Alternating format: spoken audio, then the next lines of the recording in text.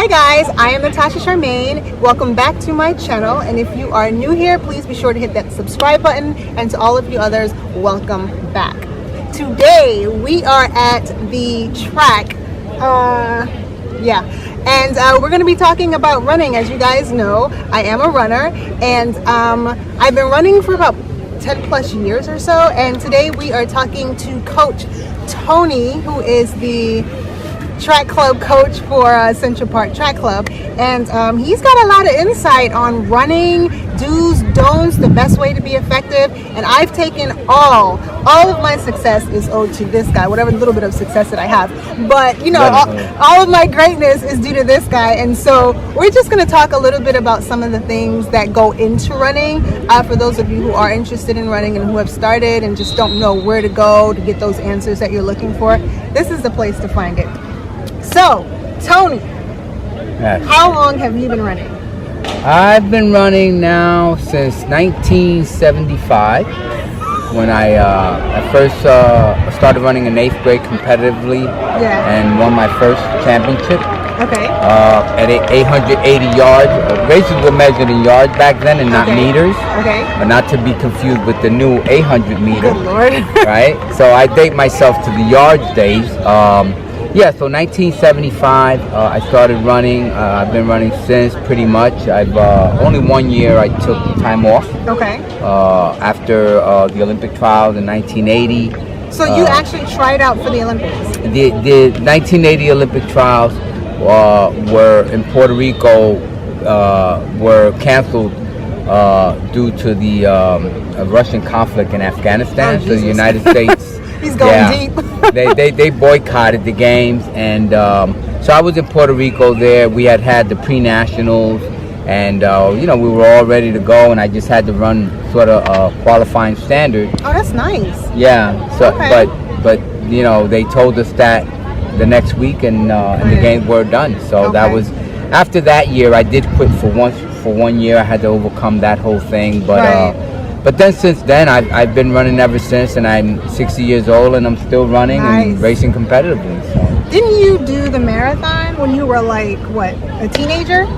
I was. Seems unheard of. I don't know any teenager today that does the New York City Marathon. Yeah, that was a great experience, and it was just kind of like, it was the kind of thing that just popped up. I was just training in high school, getting ready for a big championship. How old are you? I was 15 years old. 15 years old, and I had just won a few championships as a freshman, and that was my sophomore year. We were getting ready for like city championships, borough champs borough champs before cities, and me and my buddy decided that morning that there was this big race we saw that was running through the whole boroughs, and we were like, hey, it might be a good idea to go out there and get some miles in. Get some miles in. That's how runners talk. Get some miles in. Yeah. Some people can't even run a block. So it was just you're 15 years old and you just have good energy, and I was very determined and dedicated. That's good. And so I thought it was a good idea, and next thing I knew, I was running through the 5 boroughs. The first 5-borough race through New York City. Now, I did the marathon. It took me 5 hours and 46 minutes. How long did it take you? The first year I did it in 2 hours and 48. Okay. 2 hours and 48 now, minutes. This is real talent right here. 2 hours? 2:48. Damn, that's some serious stuff. Yeah, it was pretty good. Actually, I was interviewed in this paper, and I think at the time they said it was a world record for 15-year-olds.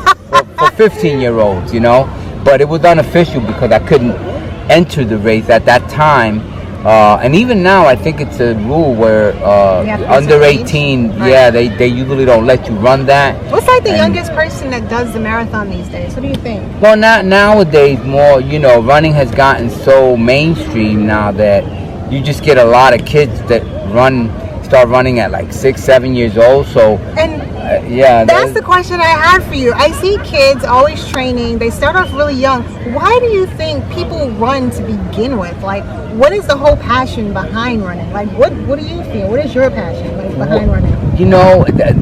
And that's a good question, only because I think that running is basically, if you like sports, right? I love sports. and most people, do enjoy sports, especially boys, my era.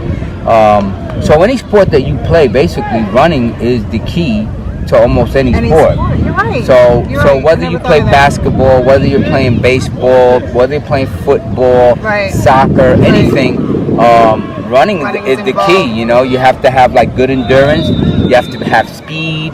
So as a young kid, like you're basically around the block and you're playing sports, and the next thing you know, you're just running naturally. Yeah. So from my era in particular, before PlayStation and all this stuff, that was our entertainment. So we just naturally went out and ran, and so it just became a passion and something that I enjoyed. Well, when you think about it, and someone talks about, I'm going to go out for a run, right?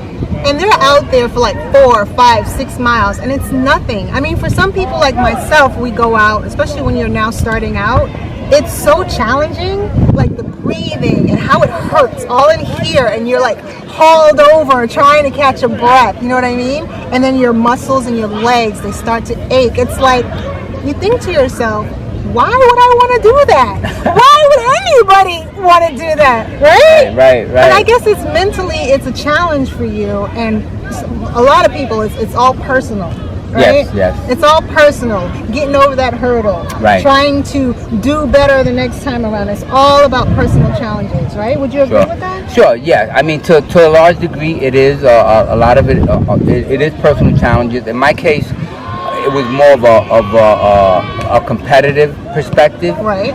More so than the common day runners now. Right. And for anyone out there, I mean, running is the elixir. I mean, I'm 60 years old, and you can see I'm very fit. Have good energy. The adrenaline that you get, in terms of those endorphins after runner's high. The runner's high. Yeah. It is real. Right? Yes. Yeah. I mean, a lot of people talk about, like, when you suffer from depression, as an example, probably the best thing to do is just to exercise. Right. And at the core of exercising is running, I find that when I go out for a run, like, it's like personal time, because you can think about so many things. You get to really like digest your day if you want. Like, it's a way to really be able to get your mind free when you go out for a run. So I use that time a lot of the time to think about the things that I want to do, how I'm going to do them. Because it's a very, like you said, it's a very lonely sport. Right. When you're out there on the road, you're by yourself. There's nobody to talk to unless you're running with somebody. But when you're doing it on your own, you're out there, so you got to like... You know what I mean? Sometimes your best ideas come while you're out there and you have this, alone time. Mine's come when I'm in the shower too, but that's a different story. Right. So, and also, but it's a great point. And one of the things that I experienced is that as a younger athlete, since I competed in junior high school, college, or post-collegiately, and now as a master, it's always the competitive aspect, of course. But what I found out probably in the last 5 years, particularly, is that now it's more therapeutic. It is. So it's really important for me, to be able to have that time to myself. We all go through a lot of stress in life. You get older, you start to have more issues. So running really, helps me get through a lot of these mental and physical issues that we have. And if you look at society in general, I think that people will be well served. So anybody out there that's, whether you're 30, 40, 50 years old. Doesn't matter. Start when you start, Yes. I one of the things that a lot of my friends tell me that knew me since high school, and they always, of course, when you see your old friends, they're like, "You're still running, man. You're still doing it. I wish I would have stayed with it. Look at me. I'm overweight and I'm having issues." That's why I run. I'll be very honest with you. I'm a very vain person in that aspect. Since having baby Milan, I've been running and losing this weight, and it just feels amazing. You just got to really motivate yourself to get out there and do it. So they would have to do the same thing if they want to stay looking like you since high school, right? Yeah. I mean, a lot of it is it's motivation. It's drive. Some people are just driven by challenges. Like for instance, I know that in your case, some of it was, you know, you wanted to run that marathon. I did. And you know that was important to me. Right. For whatever reason. I still don't know why, but I guess for all you people out there, make sure that you prepare yourself the proper way to run a marathon. Yes, you know, yes. don't just do it from 0 to 60 in like 2 days. You know, got to be really doing some like high volume mileage in order to be able to sustain 26.2 miles for any marathon, any city, any state. Just you got to really prepare. It's true. It's true. Or it can be really brutal. It can be a really brutal experience for you if you don't do it right. Sure. And you know, you want to avoid the injury, because I think, I mean, part of the benefit of running is it's definitely addictive. So once you start and you have running in your life, and you're used to getting those endorphins and that runner's high, and that feeling that we get, you know, after we finish, you know, a run, the last thing you want to do is get injured. But then once you don't have running, what I found with a lot of my friends is that even they may have other sports that they like cycling and swimming, but they always come back and tell me the same thing, and they go, nothing is like running, Tony. That's true. You know? It really is true. Yeah. It's just all about motivating yourself to do it, because sometimes there are days when I know that I should go out and run, and mentally I just don't feel like doing it. But you know what? A lot of times I push through, I go out for that run, and at the end of it, I'm always glad that I did it. Always glad, because you feel so accomplished. It just feels so good to be able to get those miles in. So keep that in mind as well. One other thing I wanted to ask you. I know that you have clientele that you take on. Yes. Yeah. So are you coaching these people for like, you know, like competitions, or is it just that they want to just run or learn to run? Like, what is the whole, like, what is it that you do in terms of that? What are you teaching your clients and stuff, right? Well, what I do, I mean, with the Central Park Track Club, we're a highly competitive elite developmental team, and for most of my career, I basically coach at a very high level for top level competition. Right. But I also have coached a lot of newcomers, you know. Right. And so part of the goal, when you've been involved in the sport a little bit, because we got some background noise here. We do. We got some young kids here. So part of it is just that you want to. I've coached like newcomers as well, people that are running their first marathon or trying to get into running later on in life. You know, someone that maybe is in their 30s or 40s, but wants to be competitive. So I coach a wide range of runners. You know, so you know, start like I said from elite developmental type runners who are going to try for the Olympic Games or something like that, for their countries. You know, all the way to new runners. And so what I do is I set up their schedules and stuff, and I know that you know a few people that I've dealt with over the years, you know. And they know too. Some of the people. Yeah. See, that approach to me. So anyway, so essentially, we have people at all levels. I've coached Team for Kids, which is basically a benefit. For kids that run. Yeah, for kids that run. I've also coached Nike Track Club, which is basically a social group of runners, a wide range of runners there. And then some of those people became my personal clients, and you know that's a much more what you would say. You know, it's sort of it's a one-on-one thing. Okay. So it's very personal. It's very interpersonal thing when you get like personal. All right. So we just had to move sections on the track because it's starting to get a little crowded and people are actually working out. We got games going on here at the track and stuff like that. So we just moved to another location on the track. But although I like the applause, it was nice. I guess if it was for you, it'd be nice. Yeah. So lastly, I wanted to find out from you, like, okay, so you work with your clients, right? So you've got a good clientele going on there in terms of people wanting to learn to run and things of that nature. What's it like being a coach for such an elite team, Central Park Track Club? Because everybody, if you've ever been to New York, if you live in New York, everyone knows about Central Park.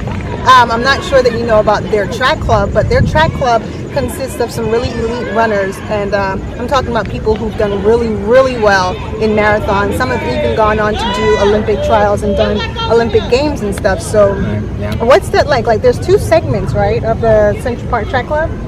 You've got the road runners and you've got like the sprinters. Yeah. Well, we actually, in a sense, it's like 3 really, because you got the sprint group, you got a sort of a middle distance group, and you have the road group. And then I've been coaching the road group since 1997. Nice. I've been a member of the club since 1981. Oddly enough, this coming November, in 1981, I joined in November of 1981, so this will make 40 years that I've been on the team. That's crazy. On the team. And then the coach, I became the coach in 97, and then I remained the road coach. At the time, I was the head coach, because we only had like 1 coach, but our team really grew. Right. And once we started getting like, national and world-class sprinters, we had to get like a sprint coach.